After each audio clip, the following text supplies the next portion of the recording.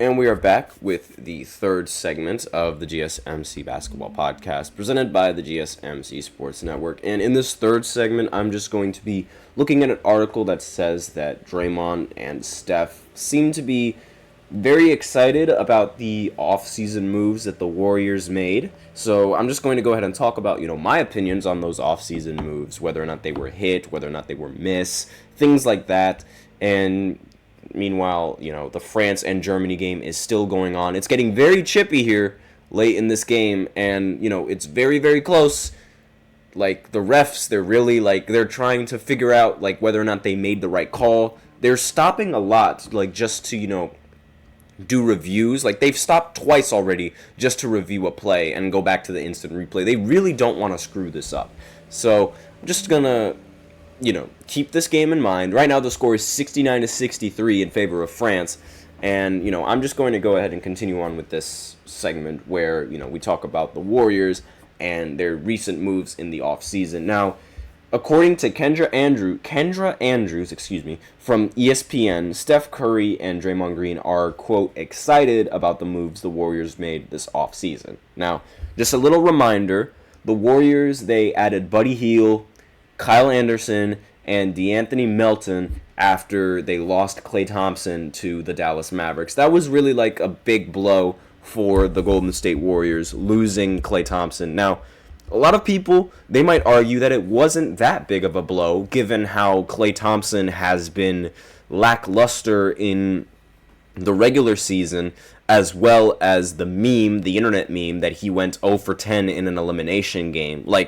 I'm afraid that's going to be the one thing that Klay Thompson gets remembered for, going 0 for 10 in an elimination game, which I pray isn't the case, because that man was an assassin in his prime, and he was, aside from Steph, he was the one guy that you didn't want to leave open. And one of the things that makes him, in my opinion, Jesus Christ, they hit the side of the backboard on that three, good Lord. But one of the things that I think makes him arguably even better than Steph in the postseason was the fact that in the postseason, Klay actually has a lot of clutch moments where he hits really important three-pointers. Something that Steph hasn't done yet in the postseason. At least deep into the postseason, I should say. Very deep in the postseason. For example, in the conference finals, in the finals as well, there are so many performances where you can look at Klay Thompson and you just don't want to leave him open. Steph, on the other hand, yes, you don't want to leave Steph open, but there are times where he just misses these easy shots that we see him hit all season long, in 2016 when he blew a 3-1 lead, because his performance was so bad that it caused LeBron and Kyrie Irving to just wipe the floor with them in the final games. But aside from that, Curry, Green, and the Warriors have struck a balance as to how involved the stars want to be in the organization's decisions. Sources told ESPN that neither Curry nor Green want to be final decision makers in regard to roster moves or transactions, but they do want to be consulted. The Warriors missed the playoffs in 2024 after losing the 9-10 play-in game against the Sacramento Kings. Curry, Green, and Klay Thompson, they won 4 championships together, in case you guys forgot. Now, Curry and Green, they will be the first to say it feels weird that Thompson is gone. Andrews wrote ahead of Team USA's run at the 2024 Olympics in Paris.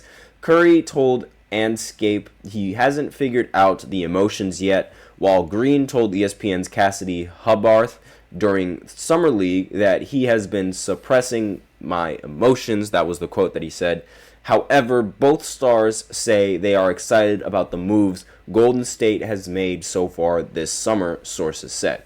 Now, the article continues, the greatest shooter in NBA history, Curry, averaged 26, 4, and 5 in the 2023-24 while shooting in the 2023-24 season, while shooting 45% from the field, 40% from 3, and 92% from the free throw line. The Warriors can sign Curry to a 1-year, $62 million contract extension this offseason, as Curry signed a 4-year, $215 million extension with the Warriors in August of 2021. He'll make $55.8 million next season and $59.6 million in 2025 and 2026.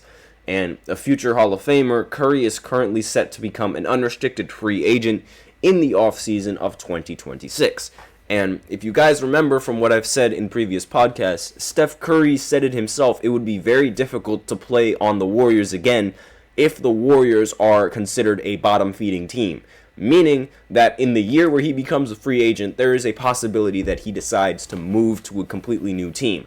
Now, depending on whether or not he's still playing this elite basketball in the time is still, we still have to wait and see what the verdict is on that. But if he leaves Golden State, that might be it for their championship hopes. Like again, they still have 2 years before his contract expires, but really gotta be careful with that. Really gotta be careful with those 2 years. And right now, France is up 69-65 against Germany with 1 minute left to go in this game. Oh my lord, this is it's getting close. But anyways, Green, Draymond Green, the other all-star player on the team now, has 3 years and $77.7 million left on his 4-year deal he signed with the Warriors in 2023. The final season in 2026-2027 is a player option worth $27.7 million. One of the top defenders in NBA history, he averaged 8 points, 7 rebounds, 6 assists, and 1 steal as well as 0.9 blocks this past season, while shooting 49, 39, and 73% from, the field overall.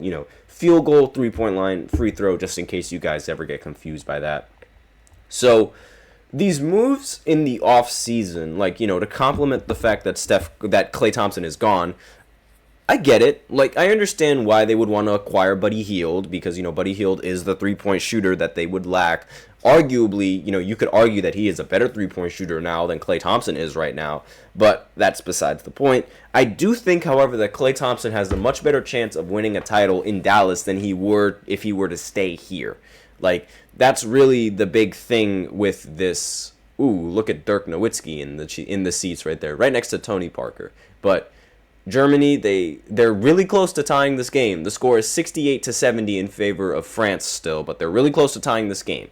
Now, again, as I mentioned before, with regarding Steph Curry and the Golden State Warriors, I do think that Klay Thompson has a better chance of winning a title without Golden State than he does with Golden State, given the team that he's already chosen. But are these good enough moves to sort of make this team a title contender? I don't think so, but at the same time, I'm not going to say no, because the Golden State Warriors have a history of just creating championship teams out of nowhere and getting the best out of their players. I mean, a majority of the reason is because of Steph and his phenomenal basketball play, but you also have to look at the other players that have been playing really well alongside him. In the most recent championship that the Golden State Warriors have won, Jordan Poole played arguably his best basketball ever. Now that he's on Washington, he's not playing nearly as good. And that might have something to do with the Warriors and their coaching mechanisms, their coaching staff. I don't know what it was in the water that they were drinking, but he was phenomenal. And then he just, fell off. Andrew Wiggins was also phenomenal for those years, and then he just fell off. So there's a huge possibility that one of these role players on Golden State just, has the best year of his life, and they're able to catalyst that into the postseason and therefore win the finals in the end. Again, that is a huge reach, but it is not impossible. Again, I was very surprised when the Warriors were able to make it to the finals, despite the fact that they lost Kevin Durant. The Warriors won a title before Kevin Durant, with Kevin Durant, and after Kevin Durant. That doesn't just happen. That really doesn't just happen. You never heard the Cavs winning a title before LeBron, with LeBron, and after LeBron. Never has that happened, ever. It's rare that it happens. Oh, France just missed it. Ooh. Oh, that's going to sting. You guys didn't see what just happened, but Germany, they had the rebound, and the score was, it's still really close. The score is still 70-68. Franz Wagner had the rebound, but he tripped and he fell out of bounds, and the ball went out of bounds, and now it's France's ball yet again. That might have been, he just tripped. That is tough. That might be it for the game, but who knows? Anything can happen. That's really, Oh, that's unfortunate. It looks like he got tripped there. Now that I think about it, it looks like he got tripped. But, oh my lord. Anyways, that's all that I have for this third segment. So now I will go ahead and go into the fourth segment where I talk about this game that's happening right now.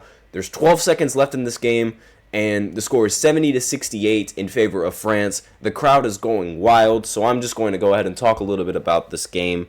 So be sure to stay tuned for that in the fourth segment. I'll be right back.